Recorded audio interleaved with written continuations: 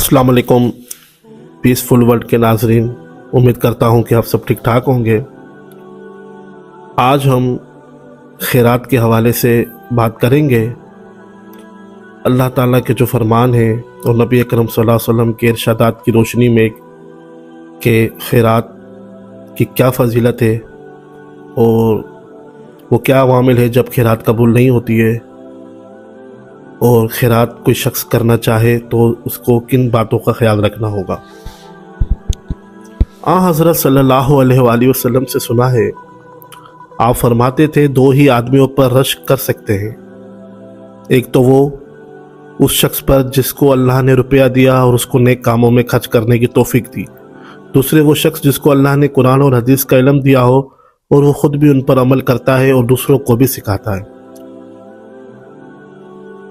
तो नाज़रीन, यहाँ पर एक नुक्ता जो हमारे सामने आता है कि अब कोई भी शख्स ये नहीं कह सकता कि वो खैरात करने का अहल नहीं है, क्योंकि हर वो शख्स जिसको अल्लाह ताला ने इल्म अता किया कुरान और हदीस का या सिरातुल मुस्तकीम के हवाले से कोई बात किसी को अच्छी राह बताता है या कोई अच्छा मशवरा देता है या किसी गुनाह के काम से रोकता है, तो वो भी अल्लाह के यहाँ वही मकाम वही अजर पाता है जो कि खैरात करने वाला हासिल करता है। अल्लाह ताला ने सूरह बकरा में फरमाया है कि अल्लाह सूद को घटाता है और खैरात को बढ़ाता है और अल्लाह नाशुक्रे गुनाहगार को पसंद नहीं करता। बेशक जो लोग ईमान लाए और उन्होंने अच्छे काम किए और नमाज दुरुस्ती से अदा की और ज़कात दी, उनको परवरदिगार के पास उनका सवाब मिलेगा, ना उनको डर होगा ना गम होगा। तो नाज़रीन, यहाँ अल्लाह ताला जो हिकमत बयान कर रहे हैं कि जो शख्स जो चीज़ सूद को घटाती है माशरे से, वो खैरात है, क्योंकि जब ज़रूरतमंद को अपनी हाजात ज़रूरी हाजात पूरी करने के लिए ज़रूरत पेश आती है रकम की, तो हमारे माशरे में ऐसे जालिम लोग हैं जो सूद जैसी लानत को अपनाते हुए उनको मजबूर करते हैं। इसीलिए अल्लाह ताला फरमाता है खैरात करो, ताकि जो मजबूर लोग हैं, जो सफ़ेद पोश लोग हैं, उन तक आपकी वो खैरात पहुँच सके। लेकिन अल्लाह ताला यहाँ यह भी कहता है कि अल्लाह नाशुक्र गुनाहगार को पसंद नहीं करता।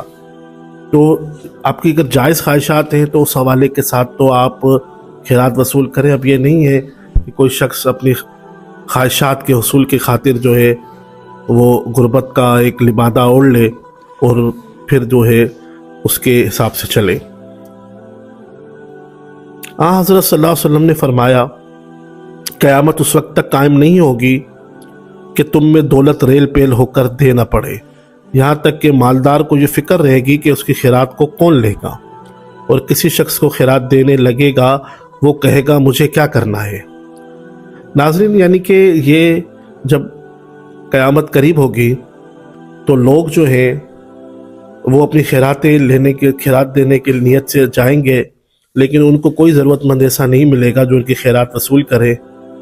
तो ये दौर जो ये भी एक कुर्बे क़यामत की एक निशानी है।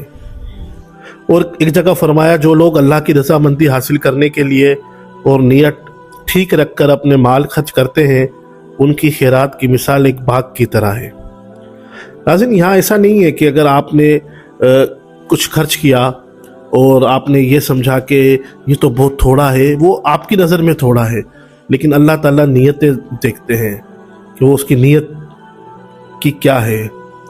तो सूरह बकरा में एक जगह और फरमाया, मुसलमानों, हमने जो तुमको दिया है उसमें से खर्च करो, उससे पहले कि वो दिन यानी कि योम हिसाब आ पहुँचे, जिस दिन ना बीच खोज होगी, ना दोस्ती, ना सिफारिश चलेगी आखिर तक। यानी कि इससे ये नुक्ता सामने आया कि जब आप तंदुरुस्ती की हालत में हो और माल की ख्वाहिश आप रखते हो, तो आप मोहताजी से डर कर मालदारी की तमा रख कर खैरात किया करो, और इतनी देर मत करो कि जान हलक तक आ पहुँचे।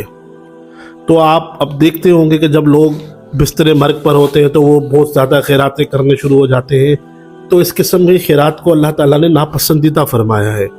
बल्कि आप तंदुरुस्त हैं और आपको ख्वाहिश भी है दौलत की, और उसके बावजूद भी आप अल्लाह की राह में अल्लाह की हुब को, अल्लाह की मोहब्बत के खातिर आप जब खैरात करते हैं तो अल्लाह ताला को बहुत पसंद आती हैं।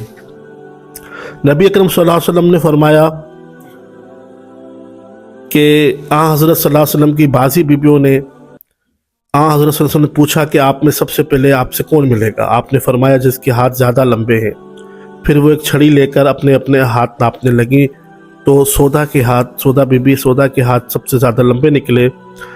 جب سب بیویوں میں پہلے حضرت زینب کا انتقال ہوا تو ہم سب سمجھے کہ ہاتھ کی لمبائی سے خیرات کرنا مراد تھا، اور سب بیویوں میں پہلے آپ سے ملی اور خیرات کرنا ان کو پسند تھا۔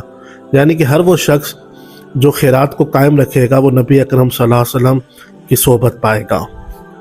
اور اللہ تعالیٰ نے سورہ بقرہ میں ایک جگہ اور فرمایا، جو لوگ رات دن اپنے مال چھپ کر اور کھلم کھلا خرچ کرتے ہیں ان کو اپنا نیک بدلہ ان کے مالک کے پاس ملے گا اور ان کو کوئی ڈر نہیں ہوگا۔ اب ناظرین سوال پیدا ہوتا ہے کہ کون سی خیرات کرنا جو ہے افضل ہے نا، تو یہ بھی بعض اوقات بحث چلتی ہے۔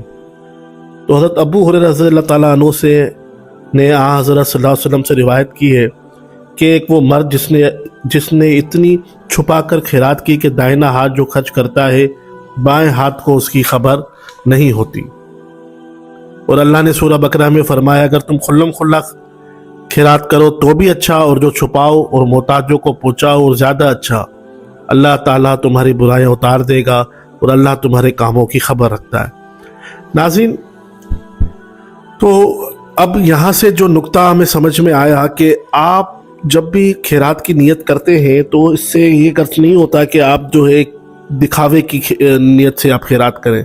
اگر آپ کھلم کھلا خرچ کرتے ہیں لیکن آپ کی نیت ٹھیک ہے تو اللہ تعالیٰ کے ہاں اس کا بے اجر عظیم ہے۔